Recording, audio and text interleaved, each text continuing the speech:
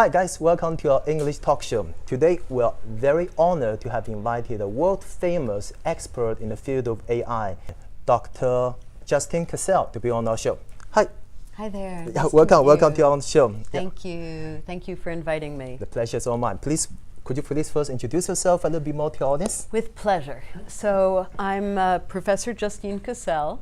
I work at Carnegie Mellon University, and I'm an Associate Dean for Technology, Strategy, and Impact in the School of Computer Science. And my own research in artificial intelligence primarily concerns natural language and nonverbal behavior, body language, what we do with our bodies, understanding it, and building virtual people that can carry on a conversation with a real person.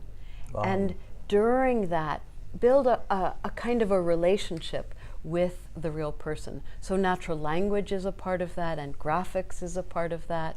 Also a lot of different aspects of AI. Yeah, can you please tell us right now, currently, how intelligent is AI? Well, AI is around as intelligent as a 4-year-old today. And what I mean, young. Yeah, it's still young. What I mean by that is AI may have a lot of knowledge that it can look up on the internet, but it doesn't have a lot of common sense. And what that means is, if I ask a robot to bring me that glass of water, it's going to grab the glass of water and bring it to me. And all the water is going to pour out. Yeah. Because it doesn't know that cups Needs to be held in this way. Yeah. Okay. And that's what we call common sense. We learn that as we grow older and gain experience. We don't yet know really how to teach machines to learn common sense about the world. Increasingly, we know how to teach them to learn other things, very narrow topics, Such but as not this general common sense. Right. So that's kind of like a limitation or challenge you're facing at the moment. It is. That common sense has been a challenge for a long time, and there are a lot of people who are interested in it for obvious reasons. There's a system called NELL. It's N-E-L-L. NELL? N-E-L-L. Is it an acronym for something? Yes. It stands for Never Ending Language Learner. And NELL reads the entire internet and learns from what it reads. And then, little by little, when it learns something new, it tries to connect it to things it knows. So the Steelers is a football team, and the Steelers live in Pittsburgh. So the Steelers must be Pittsburgh's football team. There's a football stadium in Pittsburgh. That must be where the Steelers play football. Now these things seem so easy to us. Yes. But as Nell learns this web of information, she's really learning common sense, what we take for granted. Yeah, that's an interesting point then. And also, on internet, the massive information there.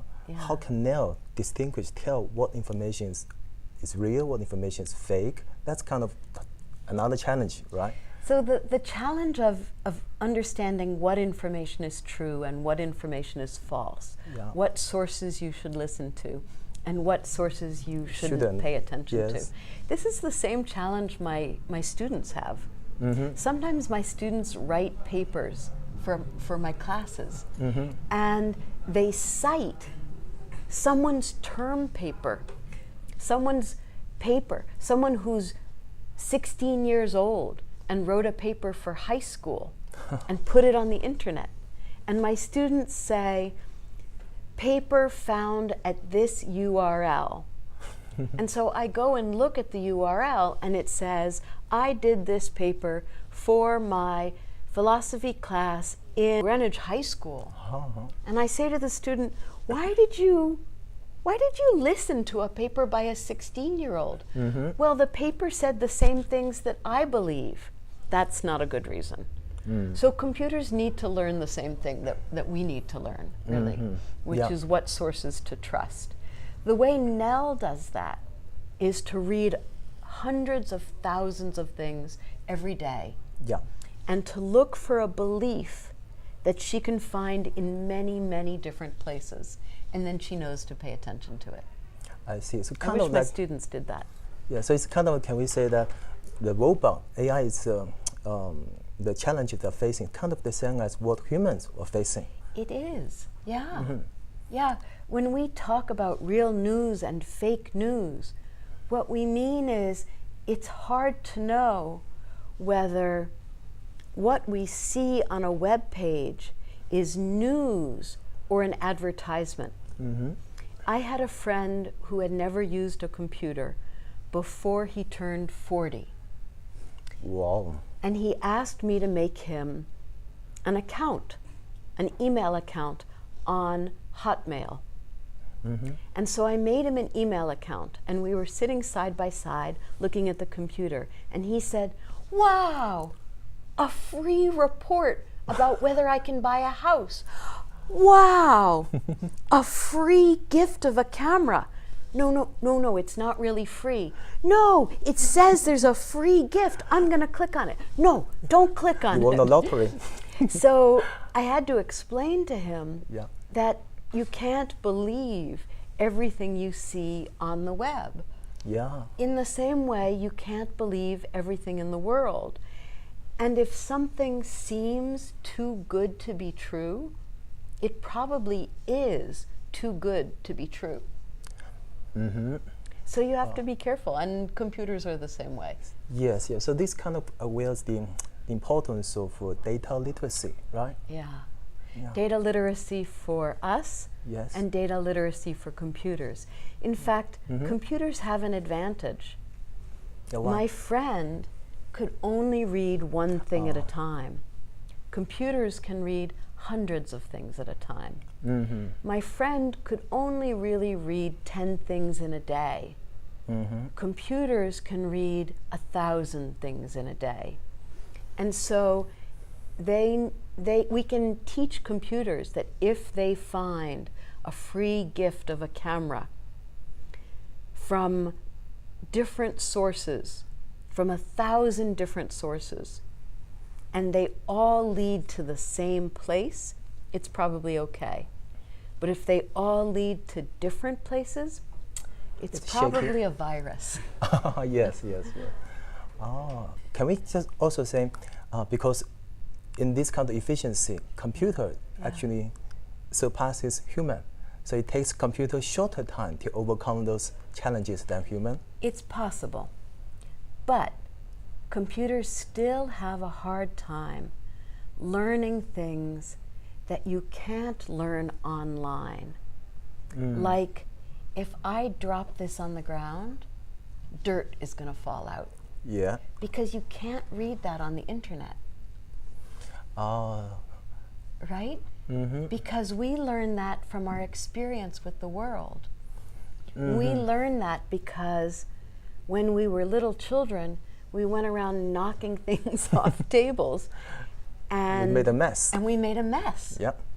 And our parents yelled at us, and so we stopped. And computers don't have that advantage.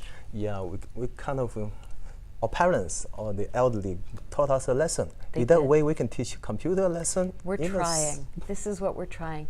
This is what's called common sense. Yeah. So this is something that human is better at doing than computer. Exactly. Yeah. Okay. And another question, right now the many movies are kind of portrayed in movies. It shows that AI one day eventually can become like a threat to us. Yeah. So in your opinion, do you think AI is more of a threat or more of a help to human being?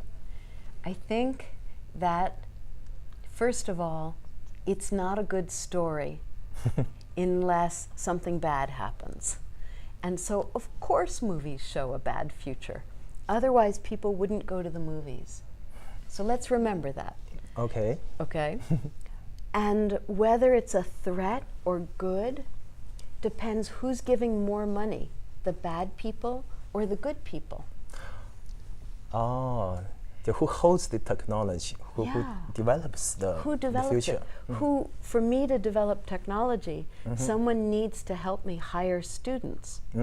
Now, I only accept money from companies that I believe in. I don't accept money from companies I don't believe in. And we all need to make our own decisions about who we accept funding from. Yeah. Because that's what determines the future. I see. But still, in the end, this is like a human's decision. It is. It's the human's decision. I don't believe that in our lifetime, even in 100 years, I don't believe that computers will be smarter than humans in every way. I don't believe that in 100 years, computers will be able to overthrow humans. Sometimes I tell a joke about this. Yeah, which is? Well, if there's a robot revolution, just wait 45 minutes and the robot will run out of power. Batteries is not a problem that we've been able to solve. And we've been working on it for a really long time. Here's another thing. Okay, another joke? Yeah. Okay, let's hear it. If there's a robot revolution, stand in the middle of a puddle, and the robot will walk into the puddle and electrocute itself. Okay. So you see the kind of issue? These are common sense problems. These are simple problems for us. Our batteries don't run out, or maybe it just takes longer. We need to eat occasionally. Yeah. But we can wait longer. And those are the problems that we're still struggling with. So you don't have to be worried about a robot revolution if computer scientists and material scientists are still worrying about how to make a battery that lasts a long time.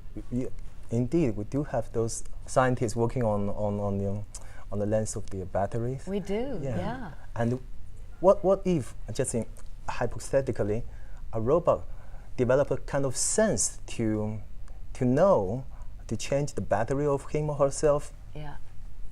So that's a great idea. Imagine you needed to replace your both hands every 2 years. Okay? So you knew that.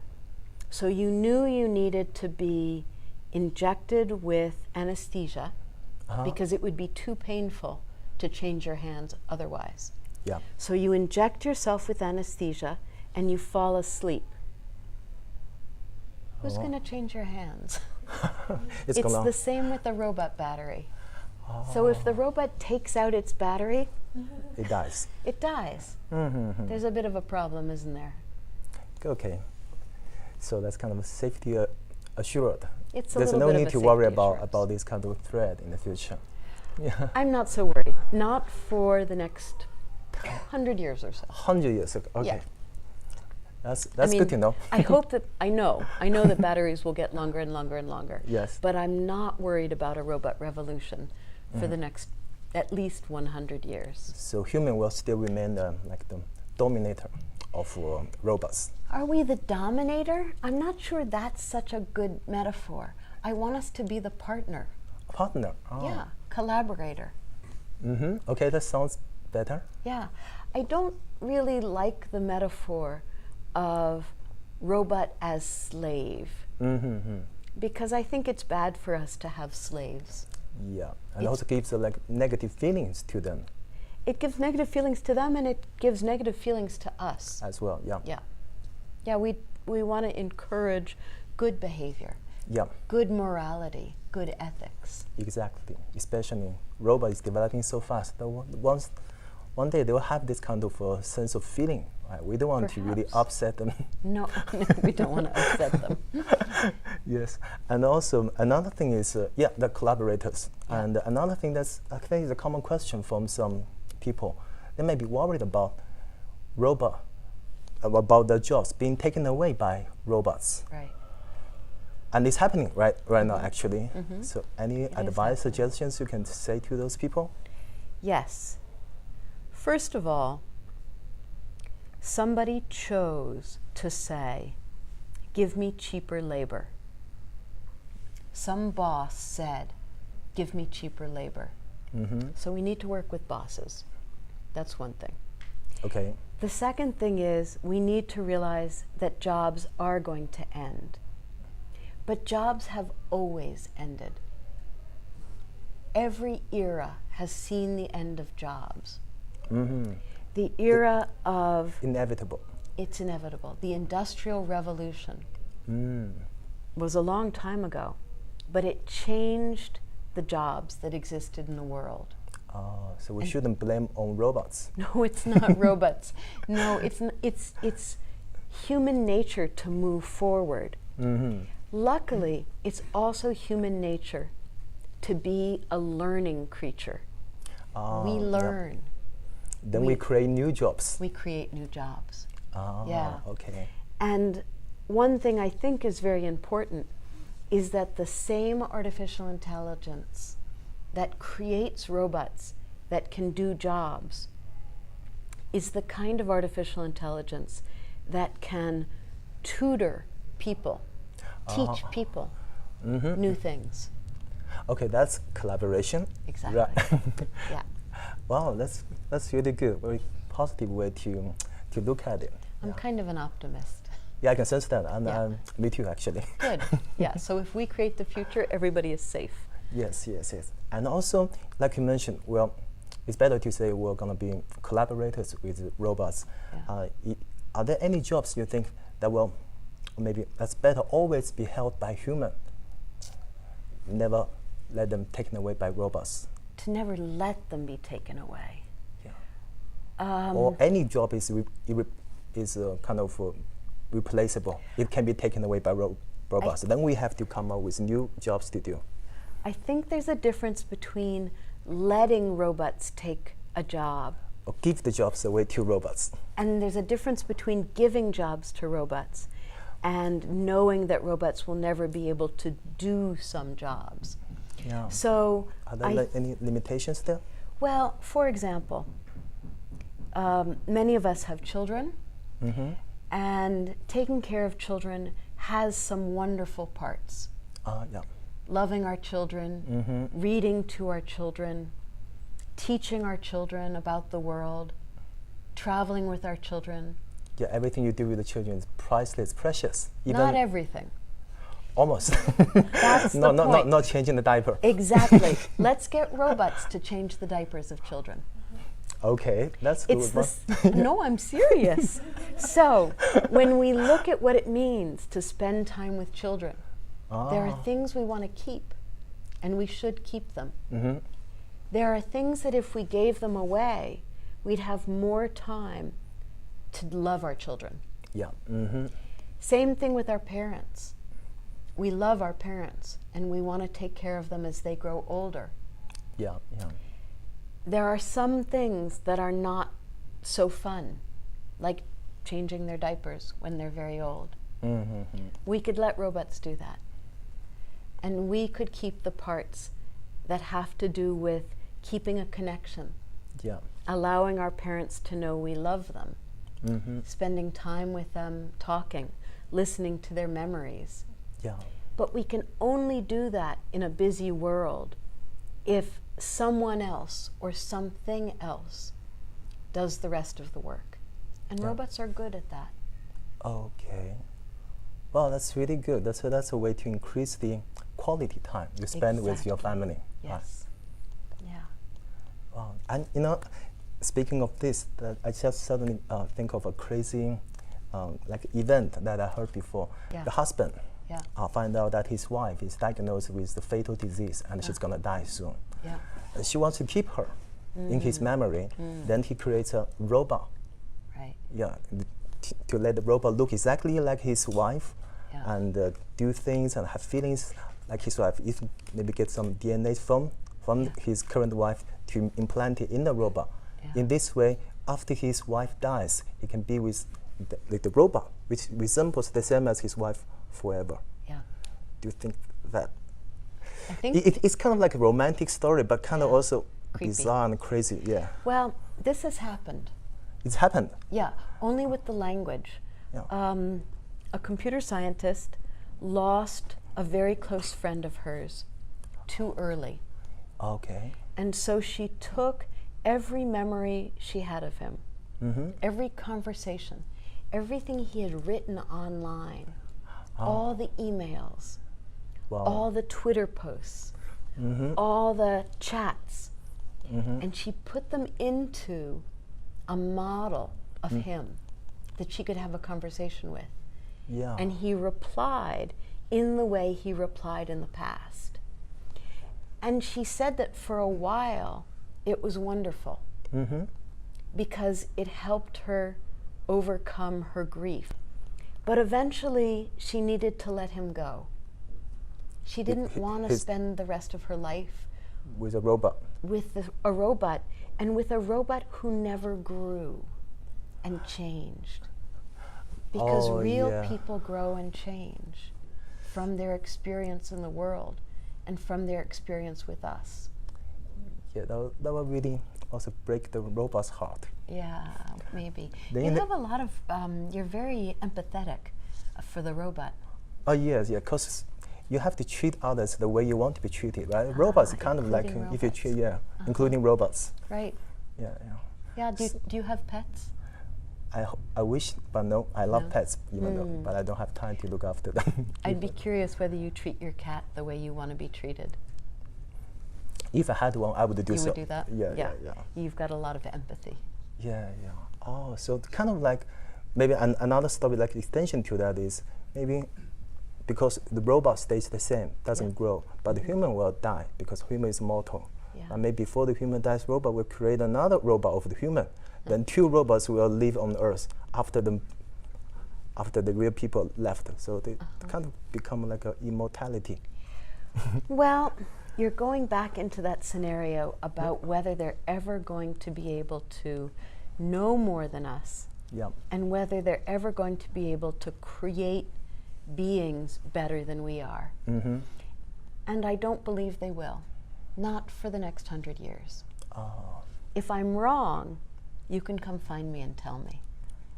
But I don't believe that's going to be the case for a long, long time, if it's ever the case. Self-creating robots at a human level, I don't think that that's going to exist for a very long time. And I know your research is on social robots, and you created a robot called Sarah. That's true. Can you maybe tell us a little bit about Sarah? So Sarah stands for Socially Aware Robot Assistant. And Sarah has the capacity to sense the real human's bond with her and her bond with the real human. So she's looking at a concept we call rapport. Or interpersonal closeness. And every 30 seconds, she's assessing the rapport between the human and the robot. It's actually a cartoon on a screen. It's a very sophisticated robot. It's a very sophisticated robot. And she does that by using input from what the person says, from the person's body language, from the quality of the person's voice. Does the person say, "Oh, I love you so much," or "Oh, I love you so much"? Which one is sincere? Yeah, what do you think? The second one. Really? I love you so much? Okay, that's what I would often say. Just kidding. I think we're learning too much about him. This is why you don't have cats and dogs. Oh, okay. Yeah. I'm not going to ask you any more questions about your life. I'll tell you the answer, though. The answer is the first one. Those big pitch excursies tell us that there's closeness between a person and another person, or a person and a robot. So we use all these cues to sense how the person feels about the robot, but also we look at the robot's cues to see how the robot feels about interpersonal closeness with the human. And we put those two together, and we call that rapport, or interpersonal closeness. Can we call that kind of like a bond also? Yes, the interpersonal bond. And we use that bond to decide what the robot should say next, We also use it to foster better collaboration because we work better with people with whom we have a bond. Oh, yeah, indeed. I feel a bond with you. Oh, thank you. You're welcome. Do you feel a bond with me? Yeah, same here. You see that? That's because we shared private information. You told me that you wish you had, right, you don't have a cat, but you wish you had pets. And I told you things about myself.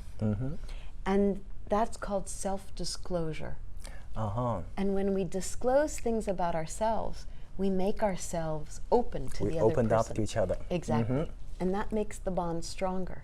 Yeah. It also helps me, if I'm the robot, be your personal assistant. I can say, you know what? Yep. I'm going to say this to your girlfriend or your wife. I'm going to say, it's his birthday coming up. Don't forget his birthday. I suggest you buy him one of those watches with a cat on it. So I use the information to help you.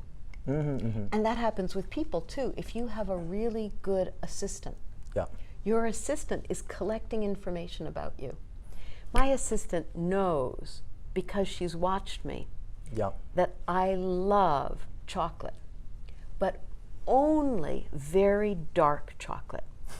Minimum 70% dark chocolate. Because it's a secret that you told me before. Yeah. So she knows when I'm in a bad mood. She runs to the store and she buys me a really dark chocolate bar. And she brings me a big decaffeinated coffee because I don't like caffeine in my coffee. And I always smile. Why? Well, first of all, I like those things. But more importantly, because she shows me that she knows me. And to be known feels very good. Yeah, to be understood by others, that's a wonderful feeling. Yes, that's the most important thing in the world. Yes, I wish I could have such a robot. If I have to choose between a robot and a cat, I would choose the robot. Well, yeah, your cat also knows what you like. Maybe not to the same extent. My cat thinks that I like it when he climbs on top of me and sleeps here. Not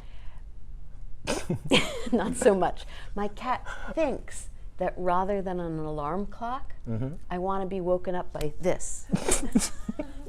By a cat paw. Your cat does that? Yeah, every morning. I don't know where he learned this. It's not true. It works better than an alarm clock? Oh, it's effective. Yeah, it always wakes me up. At the exact same time in the morning every day? No, when he's hungry. So I don't like it, but it is very effective. Yeah, either if he's hungry or lonely.